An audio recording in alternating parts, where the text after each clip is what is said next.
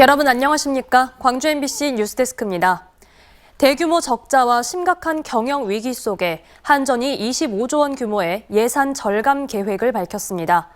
부동산을 매각하고 전 임직원의 임금 인상분을 반납한다는 내용인데요.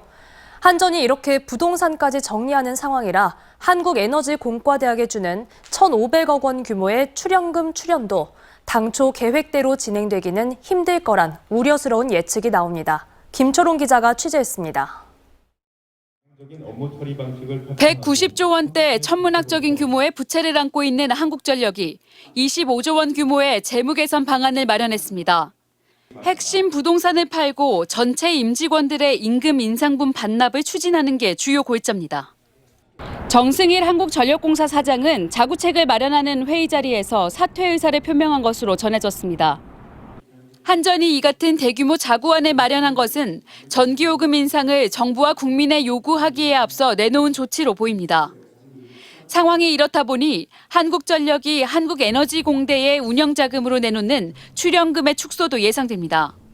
당초 계획은 올해 한전공대에 1,588억 원을 출연하는 것이었습니다. 하지만 최근 이창양 산업통상자원부 장관이 국회에서 한전 상황이 워낙 어렵기 때문에 출연을 전면 재검토할 것이라고 밝힌 바 있습니다. 한전은 또 출연금을 줄이는 것이 정부의 요청 사항인 만큼 거기에 맞춰 내부 논의가 있을 예정이라고 밝혀 사실상 출연금 축소를 예고했습니다. 광주 연남의 미래 먹거리를 위한 그런 투자 사업이 지금 위기에 맞고 있어서 대단히 유감스럽게 생각합니다. 오늘 한전이 내놓은 자구안에 에너지공대 출연금이 담기지 않은 것은 현재 에너지공대를 상대로 한 학교 설립의 정당성을 따지는 감사원의 감사 때문인 것으로 알려졌습니다.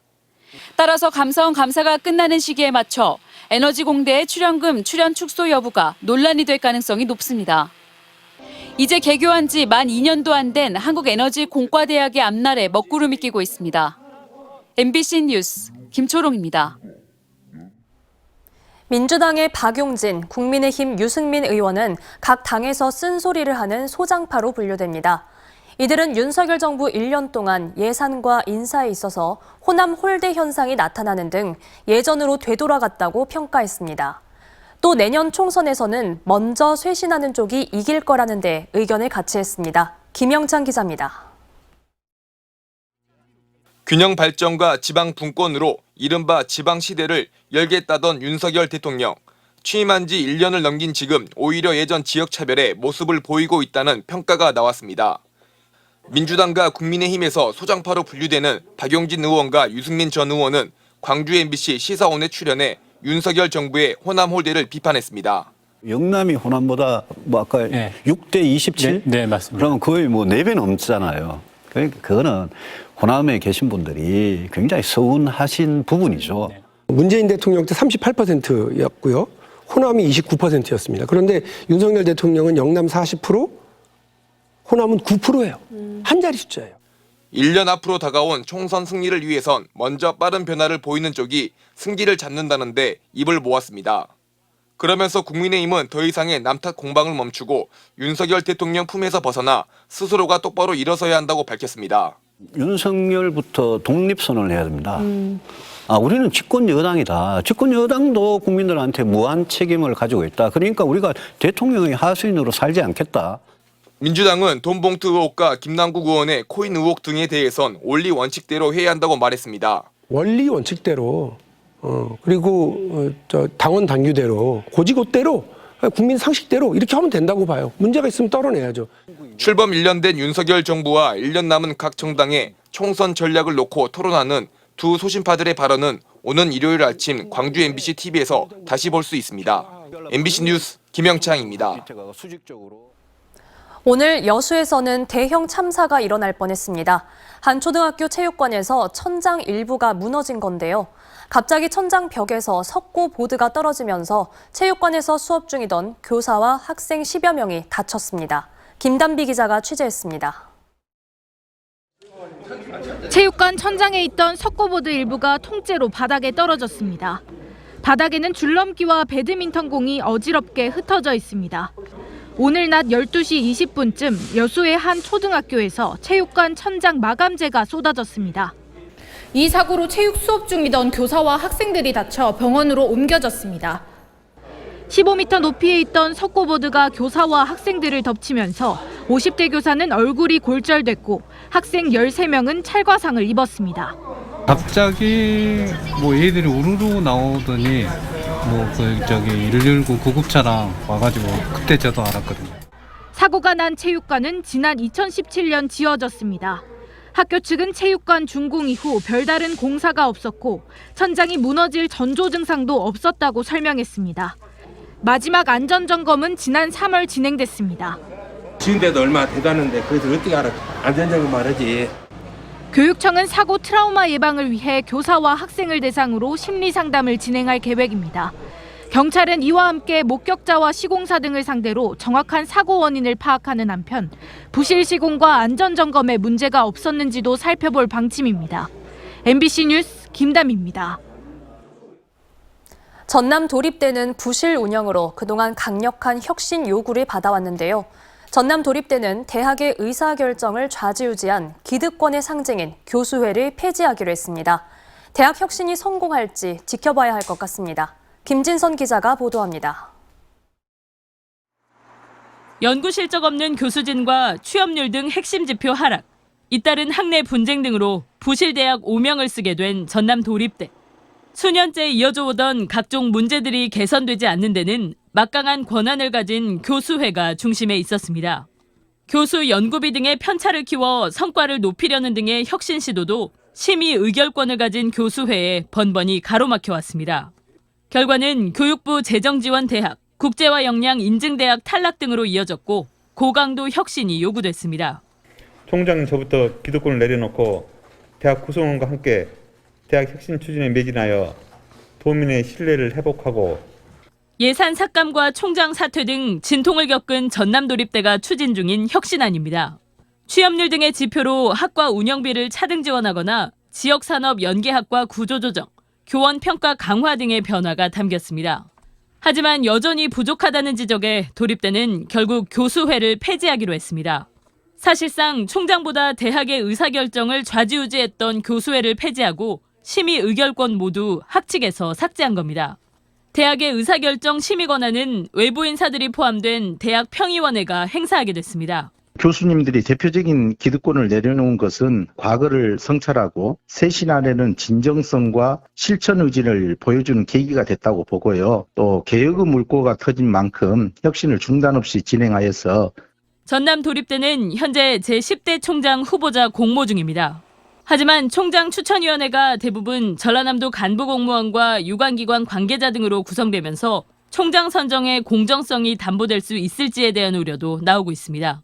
MBC 뉴스 김진선입니다.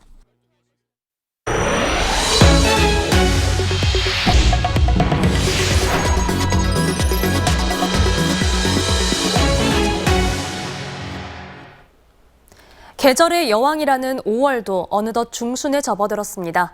큰 비가 왔던 지난 주말에 비해 이번 주는 맑고 쾌청한 날씨가 이어졌는데요. 주말과 휴일 날씨는 어떨지 이다솔 기상캐스터가 전해드립니다. 점차 뜨거워지는 봄 햇살에 장미도 예쁜 얼굴을 드러냈습니다. 조선대학교 장미원은 200종 이상 18,000주 가까운 장미가 심어져 있어 매년 이맘때면 장미꽃 향기로 가득합니다. 크기도 색깔도 가지각색인 장미가 모여 만들어진 그림 같은 정원에서 학생들은 향기로운 산책을 즐기며 학업 스트레스를 날리고 예쁜 추억을 해맑은 미소와 함께 사진으로 남겨봅니다. 맨날 틀어박혀서 공부만 하다가 이렇게 예쁜 꽃 보니까 기분 좋고 막 행복하고 그래요. 저도 이렇게 예쁜 꽃을 오랜만에 봐가지고 기분이 너무 좋아요. 이 장미를 보니까 친구들과 마음껏 뛰고 싶어요. 5월 완연한 봄날을 즐길 만한 명소와 축제들은 아직 많이 남아 있습니다. 완도 해변공원에서는 전라남도 정원 페스티벌이 진행 중이고 다음 주면 국내 최고 수준의 장미 정원을 자랑하는 곡성 세계 장미 축제와 장성 황룡강 홍길동무 꽃길 축제도 개막합니다. 주말에도 날씨는 오늘과 비슷하겠습니다. 구름이 다소 지나면서 때이른 더위는 없겠고 공기도 깨끗하겠습니다. 주말 동안 기온은 오늘과 비슷한 가운데 일교차는 10도가량으로 크겠습니다. 대부분 구름만 많은 날씨가 예상되지만 토요일 남해안 지역을 중심으로는 5mm 안팎의 약한 비가, 일요일에는 동부 내륙에 오후 한때 소나기가 쏟아질 가능성도 있습니다. 스승의 날인 다음 주 월요일부터는 맑은 하늘 사이로 뜨거운 볕이 쏟아지겠습니다. 기온은 28도 안팎으로 올라 초여름 더위가 다시 기승을 부리겠습니다. MBC 뉴스 이다솔입니다. 대립각을 세우고 있는 5.18 공법단체와 시민사회단체가 만남의 자리를 가졌지만 서로의 입장차만 확인하는 데 그쳤습니다. 5.18 기념재단이 제안한 비공식 간담회에 5.18 공법단체와 5월 정신 지키기 범시도민 대책위가 참석했지만 양측은 기존의 주장을 반복하면서 평행선을 달린 걸로 알려졌습니다. 공법단체는 특전사 동지회와의 화합은 5.18 진상규명 등을 위해 필요한 일이라고 말하고 있는 반면 시민단체는 특전사 동지회의 공식 사과와 대국민 공동선언 폐기 등을 요구하고 있습니다. 5.18 인식지수가 작년보다 0.1점 상승한 걸로 나타났습니다. 5.18 기념재단은 일반 국민들을 대상으로 5.18 인식조사를 실시한 결과 올해 5.18 국민 인식지수는 73.5점으로 작년보다 0.1점이 상승했고 2년 전보다는 2.1점이 높아졌다고 밝혔습니다. 5.18 정신 헌법 전문 수록에 대해서는 70.8%가 필요하다고 응답했고 전우원 씨 사죄에 대해서도 10명 중 7명가량이 긍정적으로 평가했습니다. 설문에 참여한 시민들은 진상규명과 진실 알리기를 5.18 기념재단이 가장 집중해야 할 사업으로 꼽았고 교육, 국제사회 지원 등의 순으로 답했습니다. 5.18 민주화운동 직전 박관현 열사와 함께 시위를 이끌었던 대학생이 40여 년 만에 무죄를 선고받았습니다. 광주지법 형사12부 김상규 부장판사는 박관현 열사 등과 함께 1980년 5월 민주화를 요구하는 학생 시위에 참여 가담하는 등 개헌법 위반 혐의로 유죄를 선고받은 이성길 씨의 재심에서 무죄를 선고했습니다. 재판부는 이 씨의 행위는 헌정질서 파괴 범죄를 저지하거나 반대한 것으로 헌법의 존립과 헌정질서를 수호하기 위한 정당 행위에 해당한다고 밝혔습니다. 오늘 새벽 4시쯤 장성군 남장성 분기점 근처를 달리던 8.5톤 택배 화물차가 오른쪽으로 쓰러지는 사고가 났습니다. 다친 사람은 없었지만 넘어진 차를 바로 세우는 과정에서 도로 일부가 1시간 넘게 통제됐습니다. 경찰은 화물차 운전자인 50대 남성이 운전 미숙으로 사고를 낸 걸로 보고 경위를 조사하고 있습니다. 언제 어디서나 내 손 안의 뉴스. 광주 MBC 뉴스 유튜브 구독으로 함께하세요.